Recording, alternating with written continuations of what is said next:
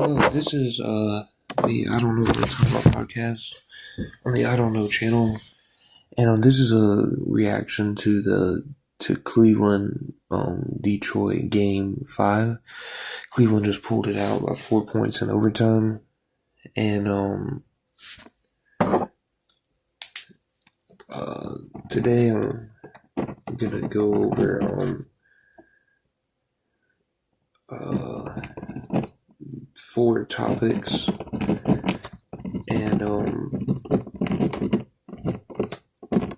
one of them is just going to be on the Cavs through the whole game. That's who I was really focusing on. Going to talk about the Cavs, going to talk about a lot of players, their defense, going to go in depth on the Cavs, and then other 3 topics are going to be how I think they should run Isaiah Stewart, Jalen, Duren lineups, which I talked about during last podcast, if anybody listened to that. Ausar Thompson and Marcus Sasser. And that'll be it. So to talk about the Cavs first. I think the Cavs defense, and I thought they played good defense last year, but and it might have gone down from last year. I don't really know. But it's still, they put pressure on the ball. To me, I know they get called soft a lot.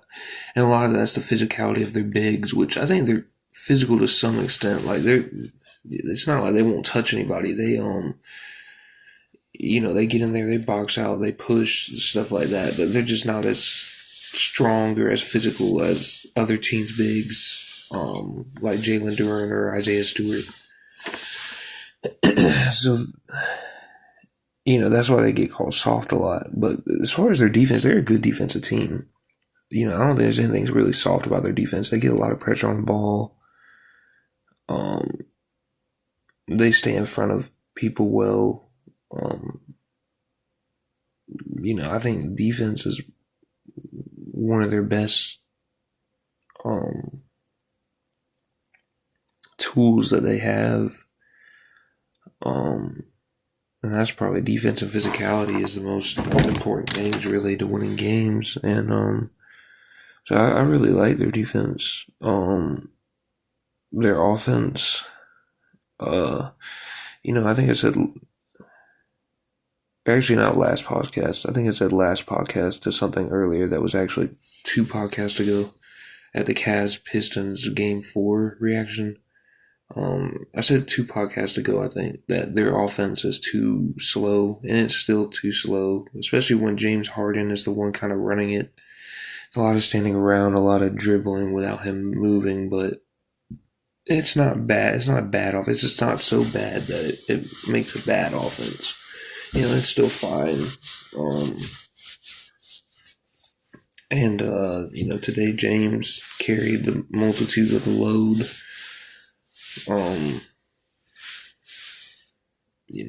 And I want to talk about that a little bit.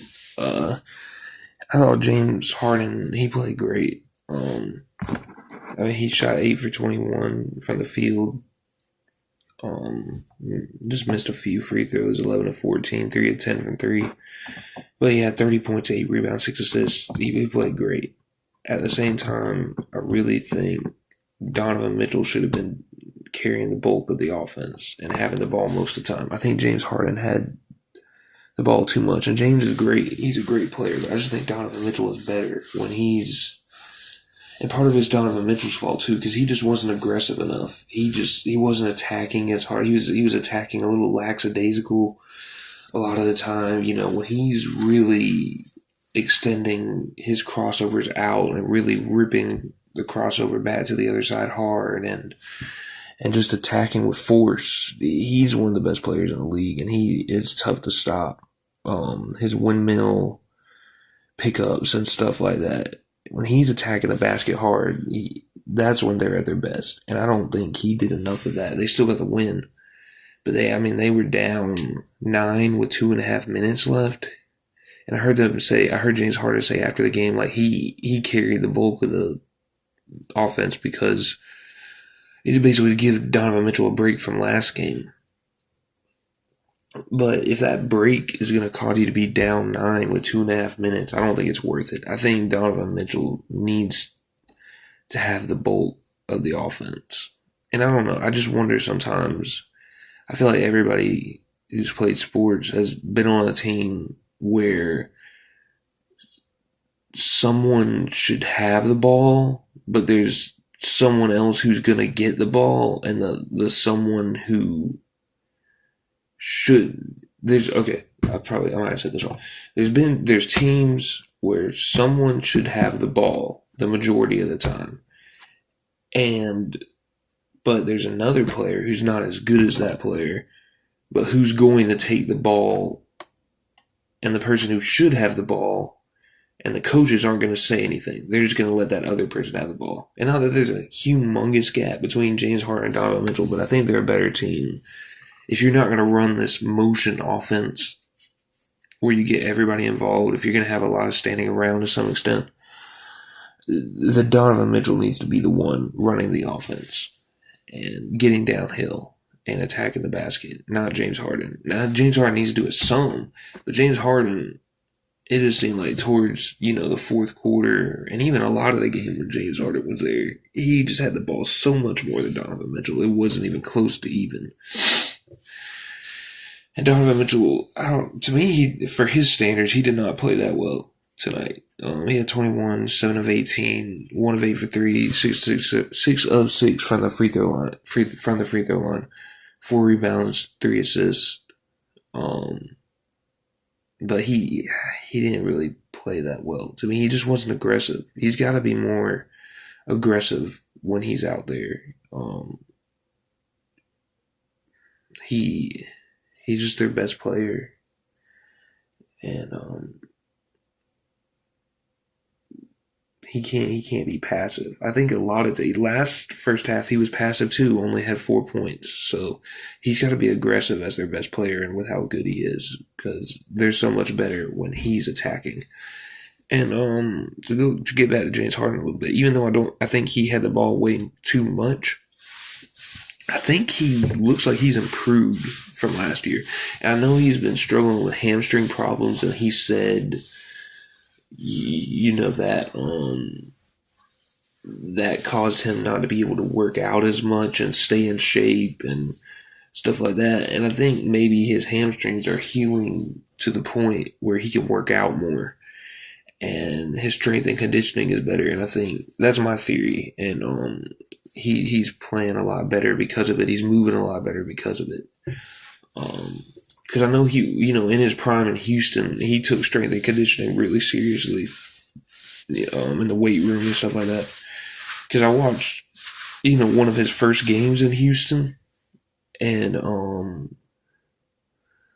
then I watched part of it, and then I've watched part of another game later on in his prime at Houston.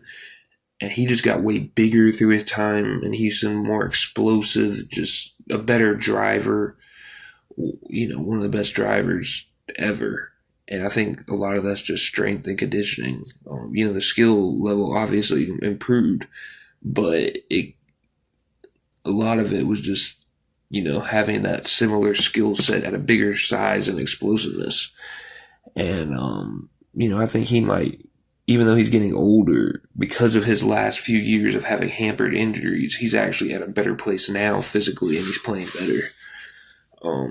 So that's I thought that was good that he's to me has improved in a way.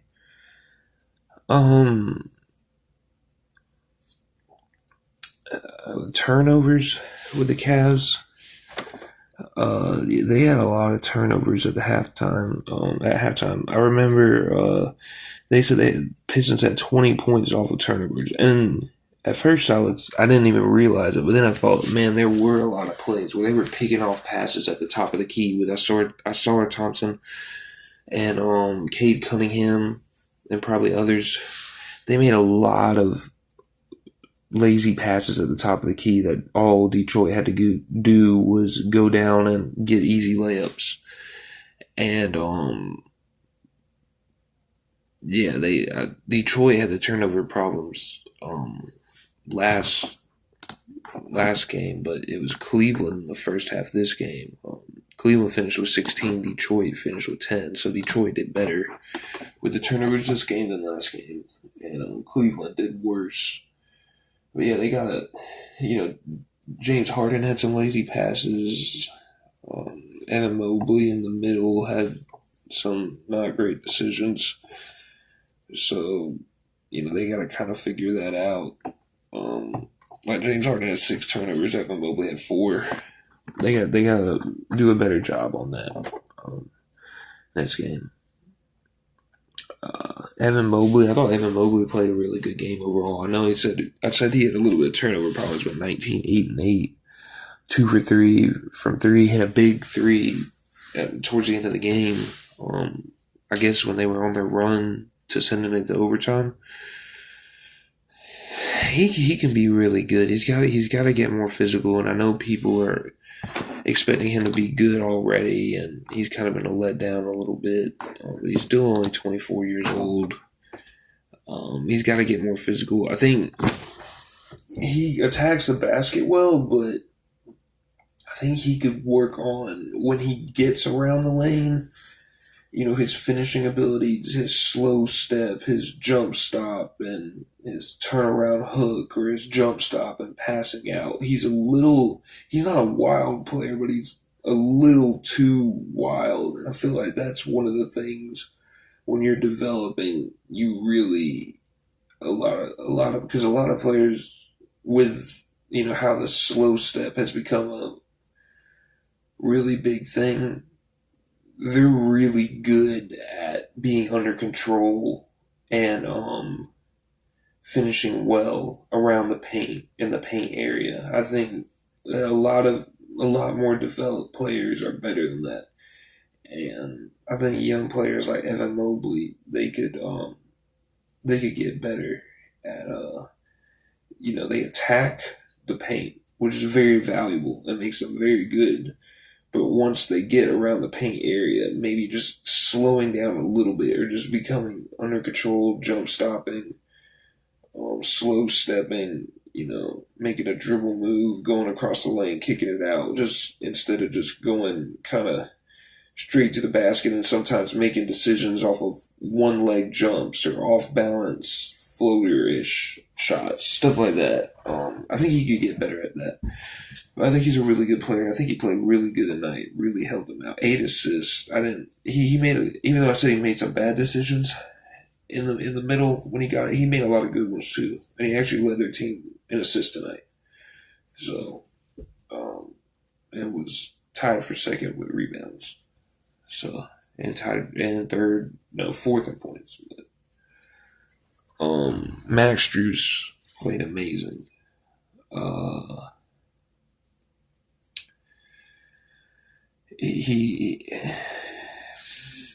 I think even if he went 6 of 8 from 3, I think even if a person isn't hitting shots, you could tell if they're a confident shooter a lot of the time, and that just helps when you have someone on the floor that's willing to take jumpers, and he can dribble a little bit, but he's not, an amazing ball handler.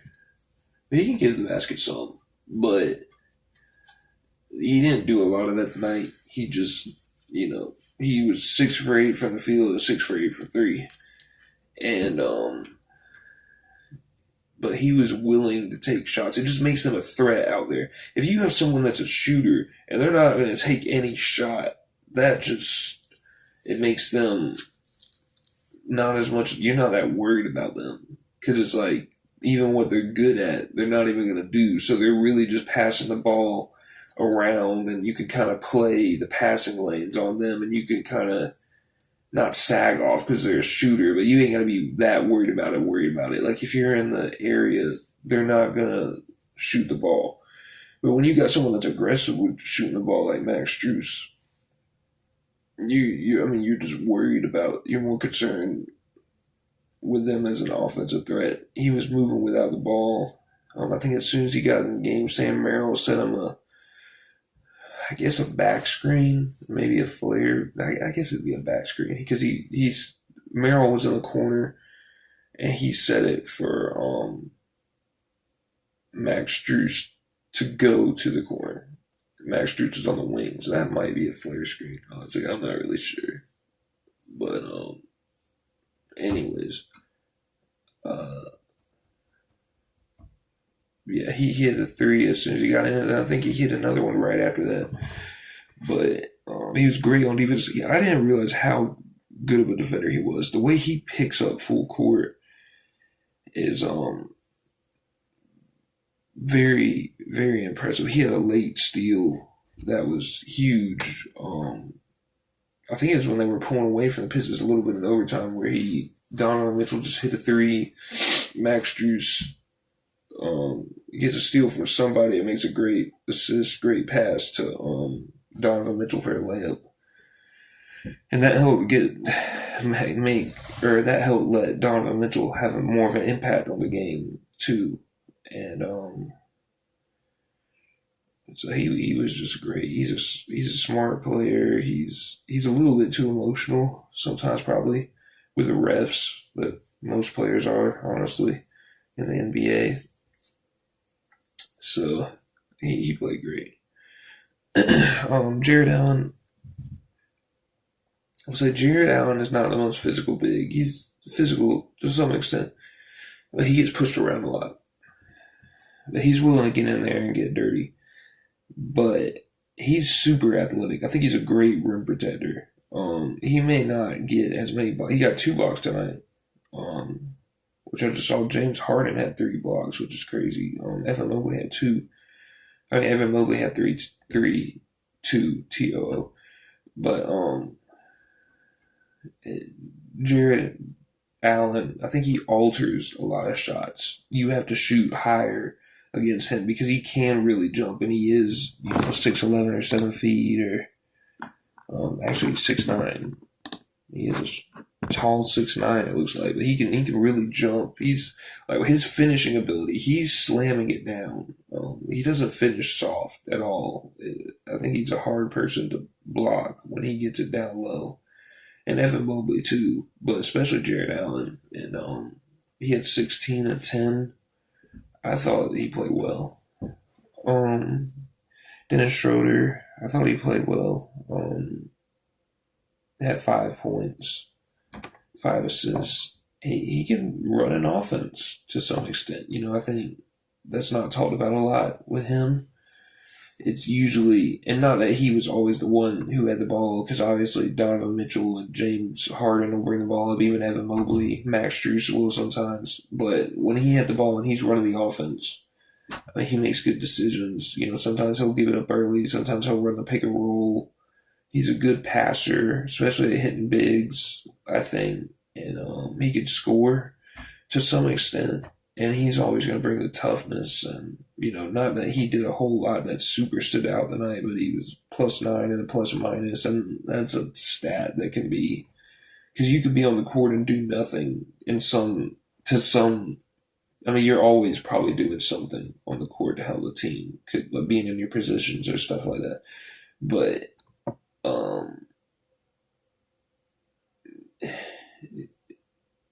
you can be on the court and essentially do nothing, and the other guys can help you go up on your plus minus. But in some sense, it's still a valuable stat. And I just thought he played good. Jalen Tyson, to me, did not have a good game. He got technical, missing layups, or a layup. He only took 1 shot. Had a turnover, a bad pass, and was just doing a lot of extra stuff. And he played defense. He'll play good on ball defense. But to me, honestly, I don't know if he should be in the rotation, and that's not just because of this game. I felt that before this game, maybe Keon Ellis should. Honestly, I've seen Keon Ellis play before, and I think he's better. I would put Keon Ellis in before Jalen Tyson. I know he's supposed to bring the toughness, because I've heard other people say that they're not really a tough team, but I don't know. I think Keon Ellis is tough. He may not be as vocal about it or do as much of the extra stuff, but I think Keon Ellis is a better player and should be in there. I want to talk about that last play. I know the announcers were talking about how Jared Allen tripped Ausar Thompson when the seconds were running out of regulation. There should have been a foul, and Detroit was in the bonus, so they would have went and shot free throws and possibly won that game. A good chance with a few seconds left, and they had 2 free throws. Good chance Thompson makes one. I don't mind the no call, honestly. Was it a foul? Yes. Should it have been called? Yes. But you had 2 guys going after the ball. There was no intention of Jared Allen doing anything. And it's kind of like, yes, he tripped him, but it's more like they got tangled up. They were both going after the ball, and Jared Allen is clearly going for the ball. Because in real time, I thought, oh man, he just really just took him out. But nah, Jared Allen was going for the ball. They got tangled up. Ausar Thompson fell. I don't mind the no call, honestly. And that's probably not a popular opinion. I mean, I don't know. The game just ended, so I haven't really heard a lot of people talk about it.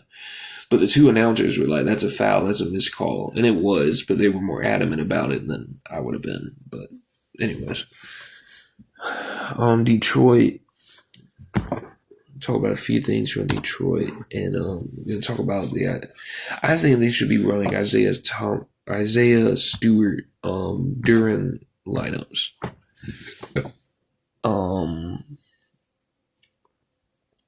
Isaiah Stewart had 11 minutes and scored 8 points. Hit 2 threes. I think if he can stretch the floor like that, he could be out there as a power forward. Paul Reed's a good player, and he had 10 and 8 in 17 minutes. But I think they're losing physicality without Isaiah Stewart and Jalen Duren out there. At least one of them. And when Paul Reed got in there, the lead did shoot up. But then, Cleveland came back towards the end. I don't know. I know Jalen Duren, he didn't have any turnovers tonight, but he can be loose with the ball, and his decision making isn't the best. He's just not, it's almost like he's another player that's not fully developed, and no one ever gets fully developed. But he's 22. It's hard to forget, or it's easy to forget how young these players are since they all leave as freshmen. But he's loose with the ball. His decisions aren't the best sometimes, but his talent is way up there. It's honestly way better than Isaiah Stewart's. And Paul Reed's actually pretty talented if you're talking about like offensive talent, what they can do. But Jalen Duren's size and physicality, he needs to be playing more than 25 minutes. Probably going to be second or third all-team NBA. I know he's struggling these playoffs. He had 9, 5, and 4 in 25 minutes, 3 of 5 from the field. I think he needs to be more decisive, aggressive, and strong with the ball, not so loose with it. He's obviously a strong player and he uses his body, but just hold on to the ball, make stronger moves. Don't throw the ball out there and run after it sometimes, it almost seems like. Or, make 2-foot jump stops, or get in there, use your shoulders, and don't be off balance. And they can't really stop him, honestly, when he does stuff like that. He's too big for their bigs. And, I don't know. I think if Isaiah Stewart can stretch the floor like that, and with the way he plays perimeter defense, they should be playing 2 big lineups to counter. Honestly, I think you should have 2 physical bigs out there. Even if it is a wing, they need to be to a certain level of physicality to play the 4 or the 5 in some cases. But I don't know. I mean, I think that's your 4 and your 5 need to be physical. But even setting that aside, you got Cleveland who's playing 2 bigs who are physical to some extent, and they're athletic, and they rebound. Jared Allen had 10 tonight. Evan Mobley had 8.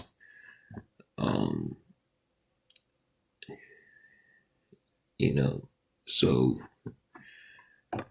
I just think you need all the physicality and size that you can get against those players.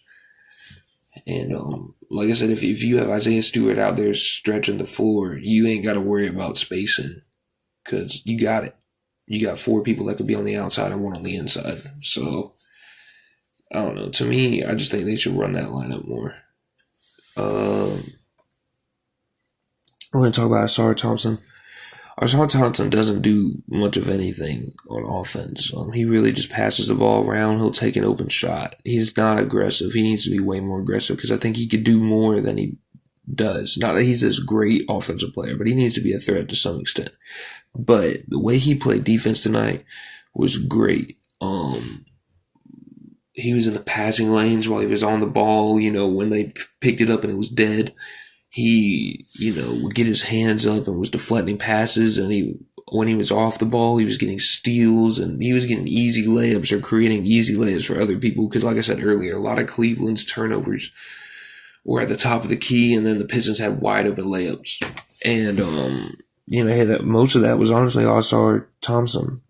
He was just great on the defensive end. He has great hands, great at swiping down the ball away from people. His ball pressure is great. At the very end of the game, he had a great swipe against Donovan Mitchell when Donovan Mitchell was trying to hit the game-winning shot, and that's when the ball got stripped from him and that play between Jared Allen and Ausar Thompson happened.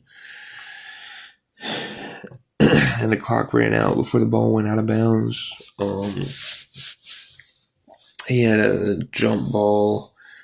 I think it was called jump ball between him and Dean Wade earlier in the game. They got tied up. He was everywhere on defense. He played great. I thought he played really good. Tobias Harris, his stat line did not end up well. 13 points, but 6 of 19 from the field, 1 of 7 from 3. Didn't get to the free throw line. But at the beginning of the game, he had a huge impact, and he's just a pro.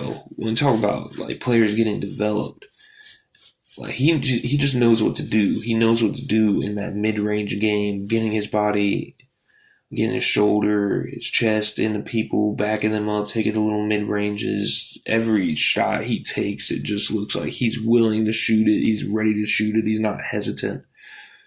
When he gets around the rim, he just, he's under control. He makes good decisions. I just think they should have been using. I know the last 2 games he didn't get 20 points. When I think that's 5 or 6 before that he had 20 points, something like that. And but I'm glad they're using him more because he needs to be a bigger part of this offense. So. And I thought Marcus Sasser, people were surprised. The announcers were that he got put in the game. He played good at the end of last game, which when they put in the backups at the end, the reserves of the Pistons played really good. They got the reserves of Cleveland out of there and got Cleveland starters back in because they were pressing them so much and taking the ball. And even with the starters didn't handle it well either. Marcus Sasser was a big part of that. And I think he had 7 points maybe. Something like that. Let me see. Yeah, 7 points in 3 minutes. So he earned himself some minutes. And I thought he played well. I thought, he wasn't the reason. Not that any one player was the reason they lost, but he wasn't the reason they lost. I thought he played well. He had 16 minutes, only 2 points, but I just feel like he was looking to shoot, and I feel like that's a lot of the problem with a lot of these Pistons players. They're not looking to shoot. Thompson doesn't. Duren doesn't enough. When Robinson was in there, he doesn't. I think Jenkins could honestly look to shoot more, even though he got 17 points. He just doesn't get the kind of penetration a lot of times that you would want. And he played good tonight. He played good. And he does get some penetration. But, I think Cunningham looks to score. Harris looks to score. Paul Reed looks to score, but he's their third-string center. And LeVert looks to score out of their regular players. But I mean, Isaiah Stewart really doesn't look to score. So adding another guy in there, even though he didn't take a lot of shots, it just looked like he was aggressive. It looked like he was willing to attack the basket and willing to get shots up. Because too much of the pressure gets on Cunningham, honestly. And Cunningham played great tonight. It was honestly kind of, I mean, you could tell he was attacking and scoring, but looking at the box score, I didn't realize he had 39 points, 7 rebounds, and 9 assists on 13 and 27 shooting, 6 of 10 from 3. But that's just a lot to ask from somebody. So any little bit helps. And I thought Marcus Sasser played good. He's always going to defend. Houston background and Detroit defense, anyways. And so yeah, I thought it was good he got on the court. That's going to be it. Thank you for anybody that's listening. That's listened to the past couple podcasts, and I'm gonna try to keep posting. I'm gonna try to get this podcast out and clip it up a little bit. And thank you for anybody listening. Have a good one.